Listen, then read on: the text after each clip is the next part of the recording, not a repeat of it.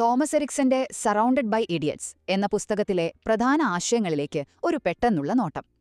നിങ്ങൾ പറയുന്നത് എന്തുകൊണ്ടാ മറ്റുള്ളവർക്ക് മനസ്സിലാവാത്തതെന്ന് എപ്പോഴെങ്കിലും തോന്നിയിട്ടുണ്ടോ? അവർ വിഡ്ഢികളായതുകൊണ്ടല്ല, മറിച്ച് ഓരോരുത്തർക്കും ആശയവിനിമയം നടത്താൻ അവരുടേതായ ഒരു രീതിയുണ്ട്. അതാണ് ഈ പുസ്തകം പറയുന്നത്. ഒന്നാമതായി 4 തരം വ്യക്തിത്വങ്ങളെക്കുറിച്ചാണ് എറിക്സൺ സംസാരിക്കുന്നത്.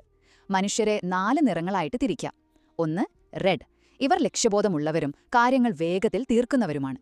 പിന്നെ യെല്ലോ, നല്ല എനർജിയും ക്രിയേറ്റിവിറ്റിയുമുള്ള ആൾക്കാർ. ഗ്രീൻ ആണെങ്കിൽ ശാന്തരും വിശ്വസ്തരുമാണ്. അവസാനമായി ബ്ലൂ, ഇവർക്ക് എന്തിനും കൃത്യതയും ഡേറ്റയും വേണം. ഇതിൽ ഓരോ നിറത്തിനും അതിൻ്റേതായ നല്ല വശങ്ങളും മോശം വശങ്ങളുമുണ്ട്.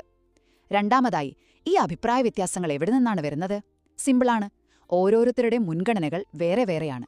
ഉദാഹരണത്തിന്, ഒരു റെഡ് വ്യക്തിക്ക് വേഗത പ്രധാനമാവുമ്പോൾ ഒരു ബ്ലൂ വ്യക്തിക്ക് കൃത്യതയാണ് ഏറ്റവും വലുത്.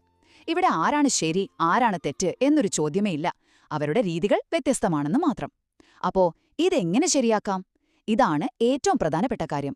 ആദ്യം നിങ്ങൾ ഏത് ടൈപ്പാണെന്ന് സ്വയം മനസ്സിലാക്കുക. എന്നിട്ട് മറ്റുള്ളവരോട് സംസാരിക്കുമ്പോൾ അവരുടെ ഭാഷയിൽ സംസാരിക്കാനൊന്ന് ശ്രമിച്ചു നോക്കൂ.